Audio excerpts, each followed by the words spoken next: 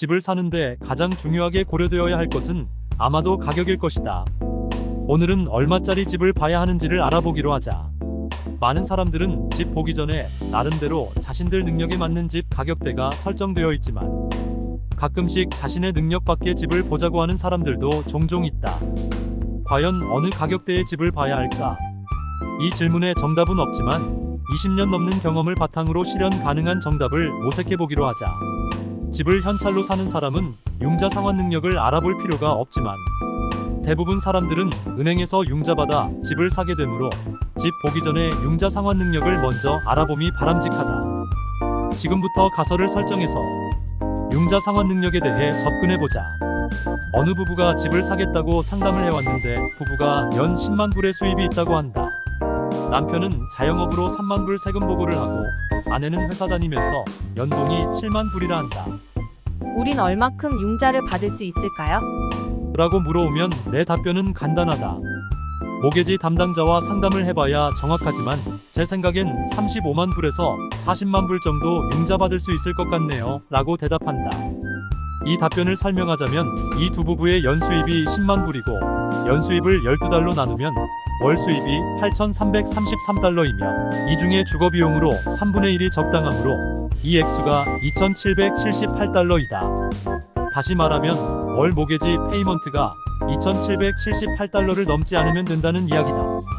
보통 10만 불을 융자하는데 월 800달러 정도가 모게지 상환 금액이 되니 월 2,778달러의 상환 금액으로 약 35만 불 정도가 적정 융자 금액이다.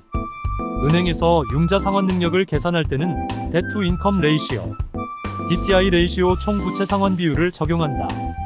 DTI 레이시오는 두 가지로 분류하는데 프론트 엔드 DTI와 백 엔드 DTI가 있다. 프론트 엔드 DTI는 월 수입을 주거비용, 즉 집에 들어가는 모게지 페이먼트, 부동산세, 집보험 등 집에 관한 비용만을 나눈 것으로 예를 들어 월 수입 5,000불인 사람이 10만 불을 융자해 월 모게지 페이먼트가 1,470달러라고 가정할 때 이 1,470달러에는 모게지 원금, 이자, 부동산세, 집보험이 포함된 금액이며 프론트 엔드 DTI는 1,470 나누기 5,000에서 29.4%이다. 반면에 백엔드 DTI는 월 수입을 주거비용과 자동차 페이먼트, 신용카드, 스튜던트 론 등 모든 월 페이먼트로 나눈 것으로 위에서 예로 든 사람이 월 모게지 페이먼트가 1,470달러에 자동차 페이먼트 250달러, 신용카드 월 최소 페이먼트 150달러, 스튜던트 론 100달러가 있다면 백엔드 DTI는 1,870 나누기 5,000으로 37.4%이다. 대부분 은행들은 프론트 엔드 레이시오 28%, 백엔드 레이시오 36%를 선호한다. 28-36 모게지 룰이라고도 한다.